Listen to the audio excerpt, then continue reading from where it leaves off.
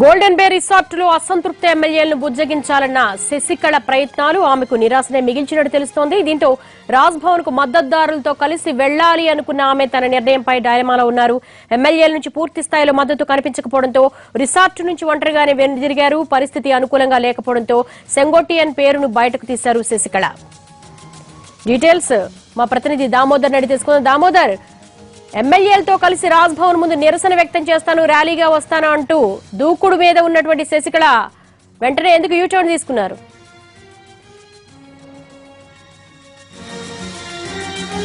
దేవి, ఈ రోజు జరిగిన పరిణామాలు తీసుకుంటే మధ్యాహ్నం 1 గంట సమయంలో గవర్నర్కు లేఖ రాసిన తర్వాత తన ముఖ్యులైన నాయకులతో సమావేశం పోయస్ గార్డెన్ లో సమావేశం ఏర్పాటు చేసిన ఈ సందర్భంగా దూకుడుగా వ్యవహరించిన శశికళ తనను ముఖ్యమంత్రిగా ఎంపిక చేయకపోతే పరిస్థితి తీవ్రంగా ఉంటుందంటూ పరుషంగా మాట్లాడిన తర్వాత నేరుగా ఆమె గోల్డెన్ రిసార్ట్స్కి వెళ్లారు. అక్కడైతే సుమారు 2.5 గంటల సేపు ఎమ్మెల్యేలను బుజ్జగించడానికి ప్రయత్నించారు.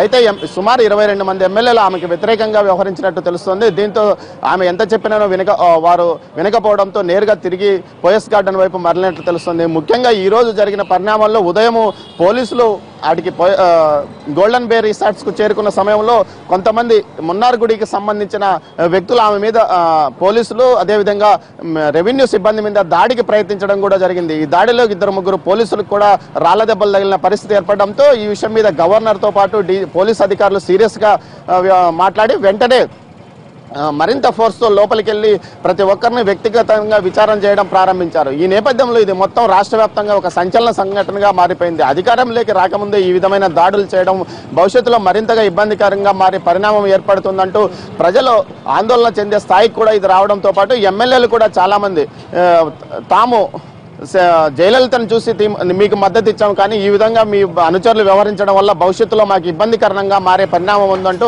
ఆమెతో నేరుగా మాట్లాడినట్టు తెలుస్తుంది.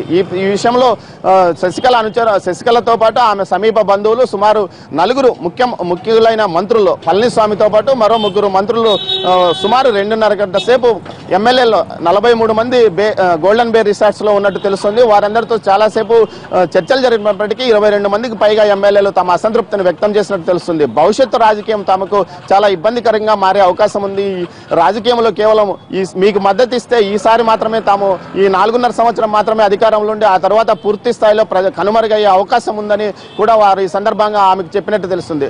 ఉత్సాహంగా లోపలికి వెళ్లిన శశికళ నిరుత్సాహంగా వచ్చిన పరిస్థితి కూడా ఏర్పడింది. ముఖ్యంగా లోపలికి వెళ్ళినప్పుడు ఆమె చేతులు ఊపుకుంటూ బయట ఉన్న కార్యకర్తలకు చేతులు ఊపుకుంటూ లోపలికి వెళ్ళింది. కానీ అక్కడ జరిగిన పరిణామాలతో ఆమె తీవ్ర నిరాశగా విరిక్కు మరలిందని చెప్పవచ్చు. దేవి, మరోవైపు మన్నార్ గుడికి సంబంధించి ఆమె ప్రైవేట్ సెక్యూరిటీ కూడా రిసార్ట్స్ ముందు చాలా హంగామా చేసింది. వచ్చిన వాహనాలను ఆపుతూ కేవలం పోయస్ గార్డెన్ నుంచి ఏ నెంబర్ల వాహనాలను అయితే లోపలికి అనుమతించాలో ఆ నెంబర్లను మాత్రమే ఉన్న వాహనాలను మాత్రమే లోపలికి అనుమతిస్తూ మిగతా వారిని చాలా ముఖ్యులైన పార్టీ సీనియర్ కార్యకర్తలను కూడా ఎవరిని లోపలికి అడ్డుకోకుండా ఆడ ఒక వీరంగం సృష్టించారని చెప్పవచ్చు.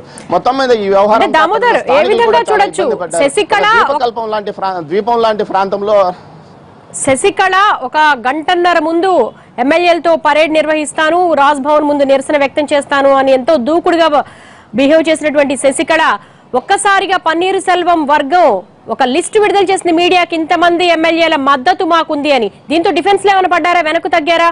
కొంతవరకు బయటకి ఎమ్మెల్యేలు వస్తే చేజారిపోయే ప్రమాదం చాలా ఎక్కువ ఉంటుందని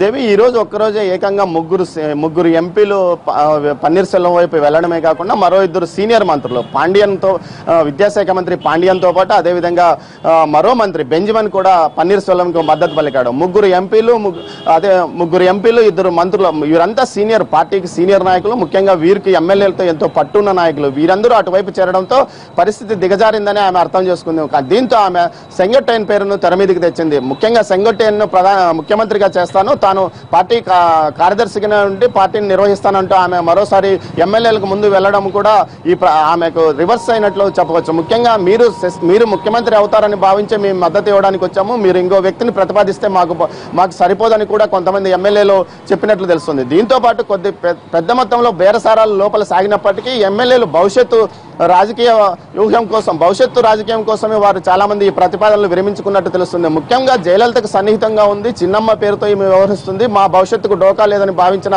వీరంతా ఒక్కసారిగా వెనుదిరగడం వెనుక ప్రజలు తీవ్రంగా ఆగ్రహావేశాలు వ్యక్తం చేస్తున్నారంటూ మీడియాలో వార్తలు రావడంతో పాటు బయట నుంచి కొంతమంది వ్యక్తులు వారిని ఈ రోజు కలిసిన పోలీసుల్లో కాదు రెవెన్యూ అధికారులు కూడా బయట జరుగుతున్న విషయాలను వారికి పూర్తిగా విశదీకరించినట్టు తెలుస్తుంది. దీంతో వీరు ఎమ్మెల్యేలు ఎవరైతే ఆమెకు మద్దతు ఇస్తామంటూ రిసార్ట్స్కి తరలారో ఆ ఎమ్మెల్యేలంతా పూర్తి స్థాయిలో ఆత్మరక్షణలో పడినట్టు తెలుస్తుంది. దీంతో పాటు గవర్నర్ను ఉద్దేశించి ఈమె చేసిన వ్యాఖ్యలు కూడా ఆమెకు రివర్స్ అయినట్టు తెలుస్తుంది. దేవి రైట్ దామోదర్, మళ్ళీ కాంటాక్ట్